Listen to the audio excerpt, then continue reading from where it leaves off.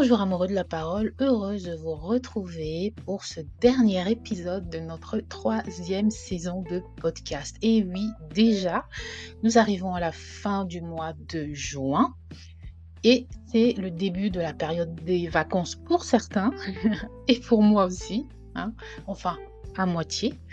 Et bien sûr, je vais profiter de ces 2 longs mois puisque je reviendrai en septembre pour vous peaufiner et vous préparer des podcasts dignes de notre Seigneur, hein. Donc je tiens à remercier, bien sûr Jésus, le Saint-Esprit. Gloire à Dieu pour ces podcasts qui m'ont permis et j'espère qu'ils vous ont permis aussi de redécouvrir et d'apprécier encore plus la parole de Dieu. Et je remercie bien sûr tous ceux qui m'écoutent régulièrement. Donc aujourd'hui, le thème que nous allons aborder, c'est la liberté en Christ. La liberté en Christ, c'est un thème que j'ai déjà évoqué par le passé, il me semble, mais aujourd'hui, je vais l'évoquer sous une autre perspective qui est celui de la grâce.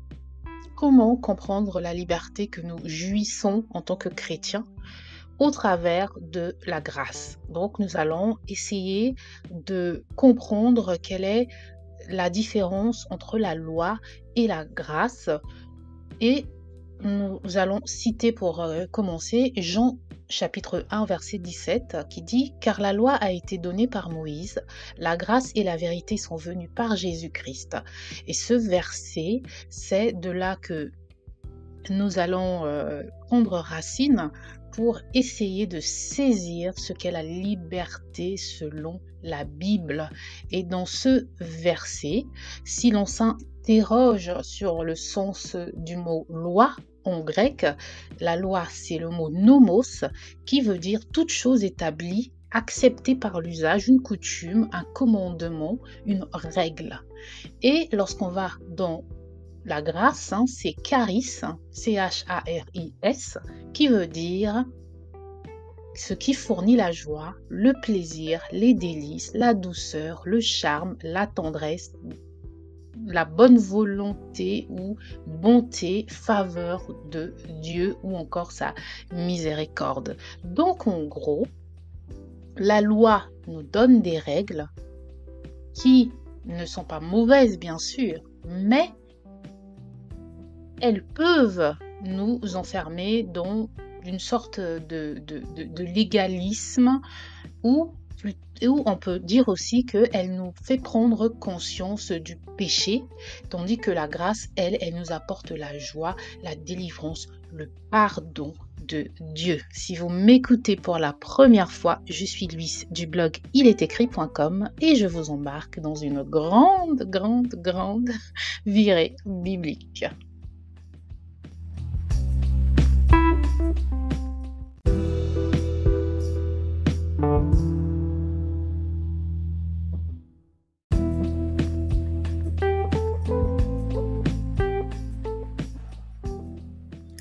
Donc, comme je l'ai dit en introduction, aujourd'hui nous allons essayer de comprendre ce qu'est la liberté en Christ sous une autre perspective qui est celle de la grâce. Et qui parle grâce, parle également loi. Le temps de la loi dans l'Ancien Testament correspond à l'époque où Dieu a donné des lois et des commandements à Moïse et au peuple d'Israël. La loi, c'était un moyen pour le peuple de comprendre ce qui était juste et de vivre en obéissance à Dieu. Et la loi seule n'était pas suffisante pour sauver les gens de leurs péchés et leur assurer la vie éternelle. Et d'ailleurs, dans l'Ancienne Alliance, on voyait des sacrifices d'animaux dans le but d'être lavé de ses péchés. Et le temps de la grâce est venu, lui, avec Jésus, par sa mort et sa résurrection. Et là, c'est Jésus qui s'est sacrifié une seule fois et une bonne fois pour toutes. Et Jésus a accompli la loi et a offert la grâce de Dieu à tous ceux qui croient en lui. Je précise, à tous ceux qui croient en lui. La grâce signifie que la justification et le salut sont donnés par la foi en Jésus-Christ seulement, il est le seul chemin, et non par les œuvres de la loi. Les chrétiens sont pardonnés de leurs péchés et reçoivent la vie éternelle par la grâce de Dieu. Donc, ce que nous devons saisir, c'est que lorsqu'on parle vie chrétienne, beaucoup de personnes extérieures au monde chrétien ou de personnes qui ne sont pas encore nées de nouveau voient la vie chrétienne comme un ensemble de contraintes, un ensemble de règles à respecter. Alors que nous devons, pour comprendre ce que nous parlons, enfin, ce que nous voyons par liberté dans le contexte des chrétiens, des suiveurs de Jésus, c'est que la liberté, elle se conçoit au travers de notre relation avec Christ. Et il faut surtout saisir quel était notre état d'avant. Dans Romains 6,14, il est écrit « En effet, le péché ne sera pas votre maître, puisque vous n'êtes pas sous la loi, mais sous la grâce. » Et Paul explique ici que les chrétiens ne sont plus sous l'autorité de la loi, mais plutôt sous la grâce de Dieu. Et lorsque vous lisez votre Bible, et si vous avez écouté mes précédents podcasts, vous savez que Jésus nous a rachetés du péché. Et lorsque nous ne connaissons pas Dieu, lorsque nous ne connaissons pas Jésus, nous sommes esclaves du péché et esclaves de notre chair. Tandis que lorsque nous donnons notre vie à Jésus, nous entrons dans une dimension qui est celle de l'esprit. Romains 7,6 nous dit « Mais maintenant, nous avons été dégagés de la loi, étant morts à cette loi sous laquelle nous étions retenus, de sorte que nous servons dans un esprit nouveau et non selon la lettre qui a vieilli. » Et donc ce passage nous montre que les chrétiens, nous sommes libérés de l'emprise de la loi et nous pouvons maintenant servir Dieu selon l'esprit. Galates 3 des versets 24 à 25 nous dit encore « Ainsi la loi a été comme un guide pour nous conduire à Christ afin que nous soyons déclarés justes par la foi. Mais une fois la foi venue, nous ne sommes plus soumis à ce guide. La loi, voilà, c'était un guide temporaire qui nous amène à Christ.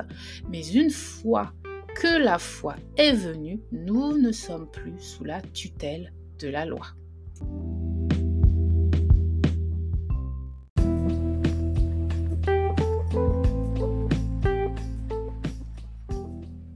Donc, si vous voyez bien dans l'Ancienne Alliance, les Hébreux avaient tout un tas de règles qu'ils devaient respecter.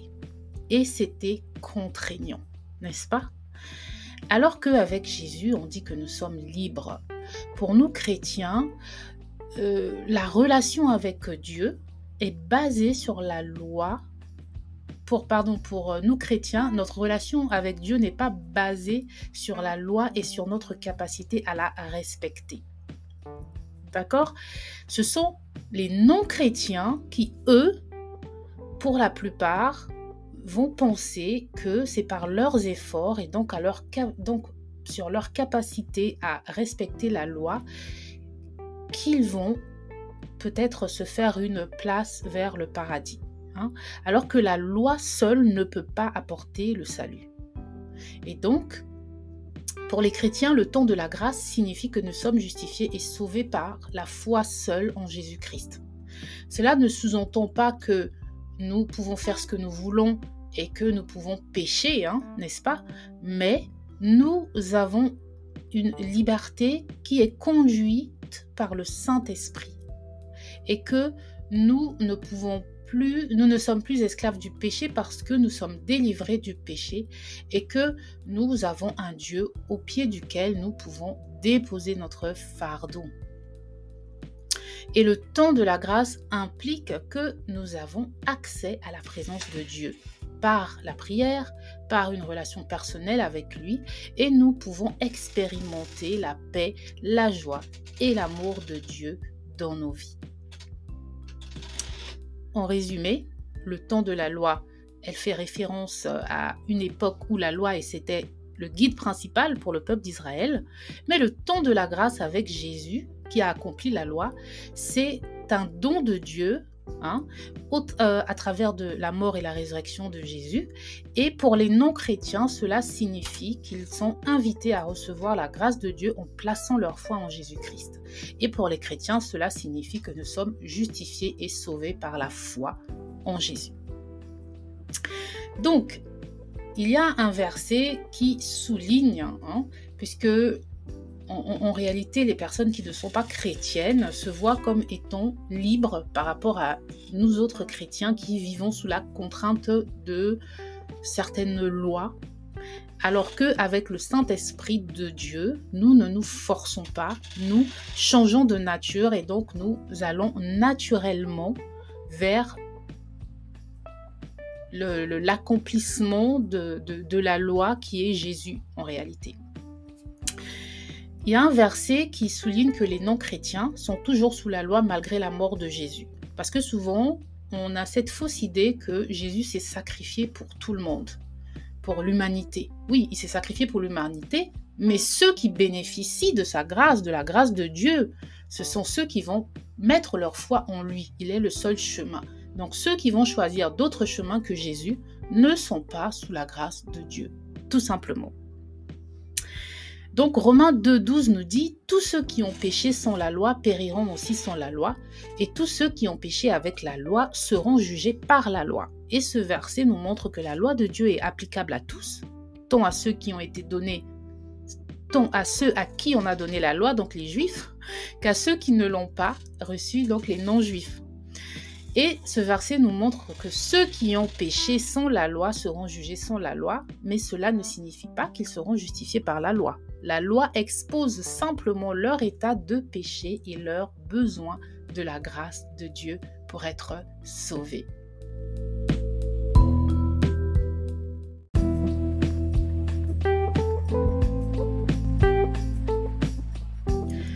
Donc, pour finir, je voudrais juste revenir sur deux histoires qui vont illustrer l'impact que la grâce, l'impact de l'ère de la grâce et l'impact de la liberté en fait que nous recevons en Jésus. La première histoire, c'est celle de la femme adultère que vous pouvez lire dans Jean 8, des versets 1 à 11. Jésus s'y trouve confronté à une situation où la loi de Moïse prescrit la lapidation pour une femme prise en flagrant délit d'adultère. Et les pharisiens tentent de piéger Jésus en lui présentant cette femme et afin de tester sa position par rapport à la loi. Mais Jésus répond d'une manière surprenante. Au lieu de condamner cette femme, il leur dit que celui de vous qui est sans péché jette la première pierre contre elle. Et peu à peu, les accusateurs finissent par s'en aller, conscients sûrement de leur propre faute. Car en fin de compte, la seule personne qui aurait pu jeter la première pierre à cette femme adultère, c'était Jésus. Jésus, lui, va montrer de la compassion et de la grâce. Il va pardonner cette femme et lui dire « Moi non plus, je ne te condamne pas, va et désormais ne pêche plus. » Et dans cet épisode, nous voyons la tension entre la loi et la grâce. La loi expose le péché et la culpabilité, mais Jésus apporte la grâce et le pardon et surtout, il offre une nouvelle opportunité de changement et de transformation. Ensuite, la deuxième histoire, c'est l'histoire de David. Dans le deuxième livre de Samuel au chapitre 11, David commet un adultère avec Bathsheba, l'épouse d'Uri, et il envoie Uri à la mort sur le champ de bataille pour couvrir son péché. Et donc, double péché, adultère et meurtre. Et la loi de Moïse, dans le livre de Deutéronome, prescrit la peine de mort pour un adultère. Mais le prophète Nathan confronte David à son péché. Et David va se repentir grandement et sincèrement. On le voit dans le psaume 51. Il va implorer la miséricorde de Dieu qui va le pardonner. Et bien que la loi exige pour le coup la peine de mort, mais Dieu va pardonner David. David ne va pas mourir. Par contre, c'est son fils, le fils né de cet adultère qui va mourir. Et donc on interprète souvent ce verset comme étant le fait que Dieu peut nous pardonner, mais on peut quand même vivre les conséquences de nos péchés. C'est tout à fait vrai. Mais on voit là que David, lui, vivait sous l'ère de la loi, alors que la femme adultère, avec Jésus, elle va juste être pardonnée, elle va repartir sans vraiment, bien sûr que la conséquence de ses actes, c'est que tout le monde l'a surpris. Hein. Elle a été prise en flagrant délit. Tout le monde va avoir une mauvaise image d'elle pendant un moment. Mais le plus important, c'est qu'elle a été pardonnée par Dieu et qu'elle peut changer. Et qu'elle peut changer, en fait, voilà, de vie. Tout simplement. Alors que David, lui, vivait sous l'ère de la loi et donc il a été sanctionné par la mort de son enfant. Et juste pour revenir, Deutéronome 22 dit « Si un homme est trouvé couché avec une femme mariée, ils mourront tous deux, l'homme qui a couché avec la femme et la femme aussi. Tu ôteras ainsi le mal du milieu d'Israël. » Donc vous voyez que David était sous l'ère de la loi. Il méritait en réalité la mort. Et cette mort-là, il va la payer en fait, puisqu'il a été pardonné par Dieu, en perdant son fils. Donc voilà, c'était juste deux histoires qui vous montrent à quel point la liberté à laquelle nous bénéficions au travers de la grâce, au travers de Jésus, c'est une liberté qui nous donne accès au pardon de Dieu, qui nous donne accès à son trône et qui surtout nous donne accès à un renouvellement de vie. Lorsque nous donnons notre vie à Jésus, nous devenons des êtres nouveaux, nous sommes transformés de l'intérieur et nous recevons l'Esprit de Dieu, le Saint-Esprit devient notre meilleur ami, il habite en nous et c'est en cela que nous sommes libres. Donc voilà, si vous n'avez pas encore donné votre vie à Jésus et que vous m'écoutez aujourd'hui, c'est le moment de le faire si vous voulez bénéficier de sa grâce et de cette grande liberté qu'il nous offre en cadeau. Merci de m'avoir écouté. On se retrouve en septembre. N'oubliez pas vos Bibles. Et si vous avez aimé ce partage, n'oubliez pas de liker, partager, pas moi, mais la parole. Ciao!